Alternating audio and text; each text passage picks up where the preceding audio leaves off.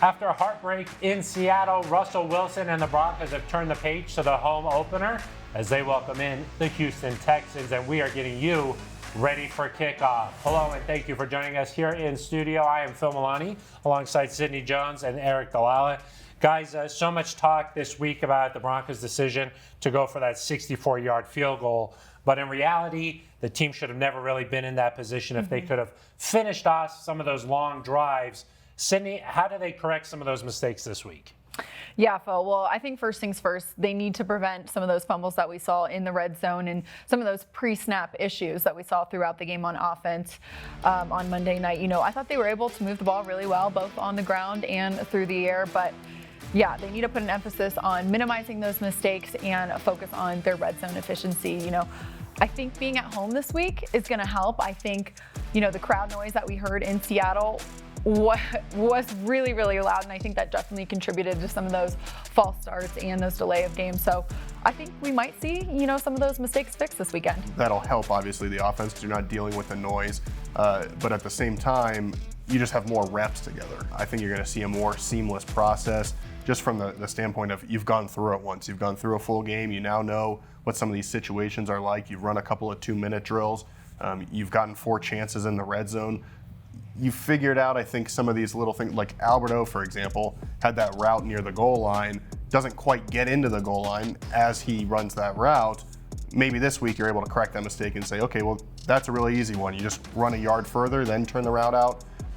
And that's a way to add a quick score. Yeah, Russell Wilson moved the ball very well. I mean, his 340 yards passing was the most for the Broncos since 2018.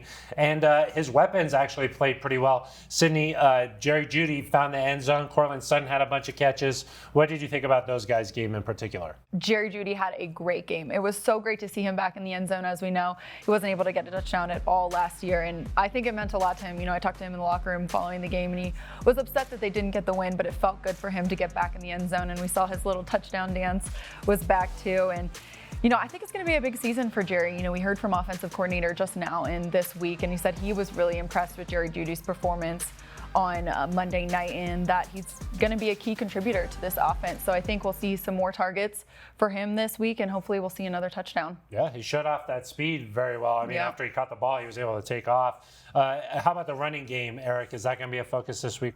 There was some commentary about, the Broncos were way out of whack in terms of passing plays versus running plays. Broncos ran a lot of screens that are essentially runs, the way that sets up with blockers in front of Javonte Williams. He had 11 catches. And then you think about some of the other short passes that they ran as well, whether they're swings or flares or something like that. Those give the running backs a chance to have open space and take on smaller defenders, whether those are corners or safeties. And so I kind of view some of those as runs as well, so I don't think it's quite as skewed as it looked. But yeah, you're right, the run game is going to be an emphasis. The Broncos were really good there, especially in the first half. Javonte Williams showed again on Monday that he gets ahead of steam. It's hard to bring him down if you're that first tackler. All eyes were on Russell Wilson on Monday night. This week, he said that he's always encouraged, never discouraged. And he was also asked about his role in making sure everyone's confidence stays high in the locker room. I think confidence should never waver. I think if you're truly confident, you don't really waver much. But I think also, too, I think we have a great team. I think everybody knows that. I think a lot of people got to see that, you know, on Monday night. You know, one of the things I told the guys, and we just had a walkthrough, for example, and was telling the guys in our walkthrough afterwards, after we broke it down, I was telling them, I said, listen, the thing about great teams is they always respond. If you want to be a championship team, you got to respond. So how are we going to respond today? Switching to the other side of the ball, we saw 2 different Broncos defenses really the other night. There was the first half where they gave up 17 points. Geno Smith looked like a franchise type of quarterback. And then in the second half, the Broncos only gave up 34 yards. Which one are we going to see this week, Sidney?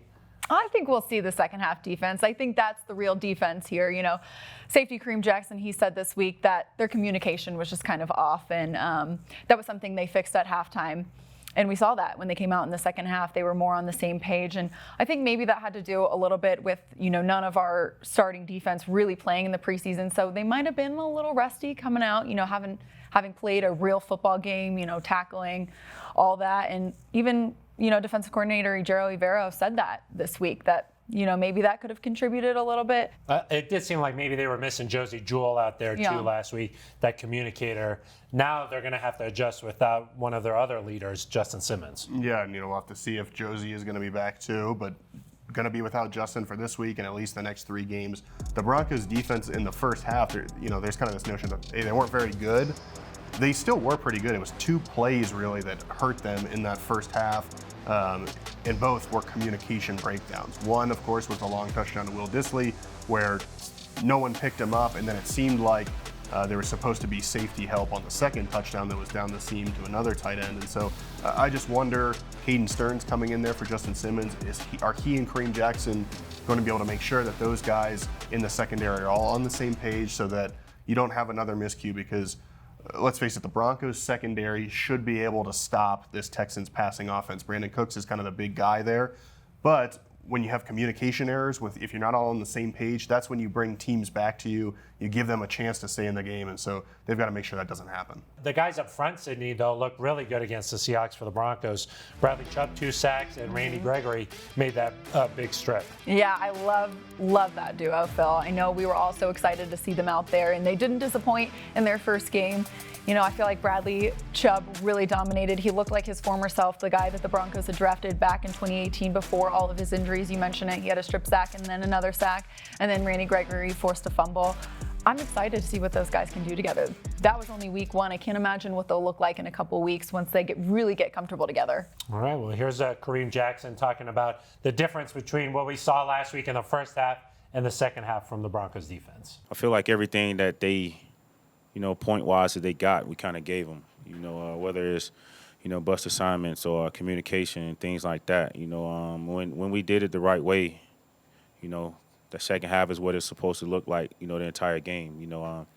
We have to, for us, is being positive about that and correct those mistakes and just try to put it all together and play a complete game. Let's talk about the Texans a little bit as we preview this matchup on Sunday. What are your biggest concerns with them coming in? Yeah, Phil, I think arguably my biggest concern with the Texans is their red zone defense. If you look at last Sunday when they played the Colts, they stopped the Colts on 3 of 5 of their trips to the red zone. And like we mentioned earlier in the show, the Broncos really struggled in the red zone on offense. So I think that's probably my biggest concern. And obviously, Brandon Cooks, he's a great receiver. I mean, Coach said this week on the podium that he's an unbelievable vertical threat and he has a lot of juice. I kind of feel pretty comfortable with him knowing that Pastor Tan's going to be out there. All right, the juice. You got to have juice. That's what Nathaniel Hackett sees all about, the juice. Eric, what concerns you the most? Is it maybe just even self-inflicted wounds by the Broncos themselves? Yeah, I mean, you never want to look down or not take an opponent too seriously, but I think this game is about the Broncos. They've got to be in control of what they do. They've got to execute correctly.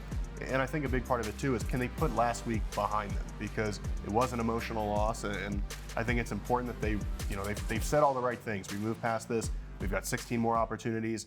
We've got to go see that on Sunday. Yeah, and Nathaniel Hackett was asked about that this week. Just how do you turn the page after such a heartbreaking loss? This is a great preparation for our guys because there's always going to be adversity. The season's a roller coaster. There's ups, there's downs, and it's how you respond to everything. It's how you respond to when you do good. If all of a sudden you do good and everybody thinks it's great, there's still so many things that you can correct and get better on. So I think it's just about staying, right there, right in the middle of those two things, and just growing as a team, growing through the good and the bad. And I think that's what we've done up to this point. Time to wrap things up now with some quick predictions. Sydney, starting with you. Phil, I'm going to go 27-10 Broncos. I think they're going to fix some of those mistakes on offense that we talked about earlier and find the end zone a couple more times this week. Eric? Well, nice. I'm going to go 26-20 Broncos.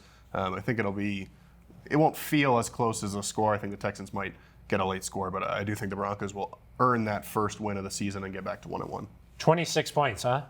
For the Broncos. Yeah. How do you get the 26? How do you like that? You do all sorts of things, though. Okay, I'm gonna say 38 for the Broncos. I think that Whoa. home opener. We saw them move the ball a lot last week, so I say 38 for the Broncos, and I'll say 14 for the Texans. Maybe they get a couple touchdowns here and there. So I'll say what did I say? 38. 14. That's what I like. Impressive. That's the prediction. So we'll see the Broncos getting set to make their home debut on Sunday with the Texans coming to town. That's going to do it for us. For Eric Dalala and Sydney Jones, I am Phil Milani. This has been Ready for Kickoff.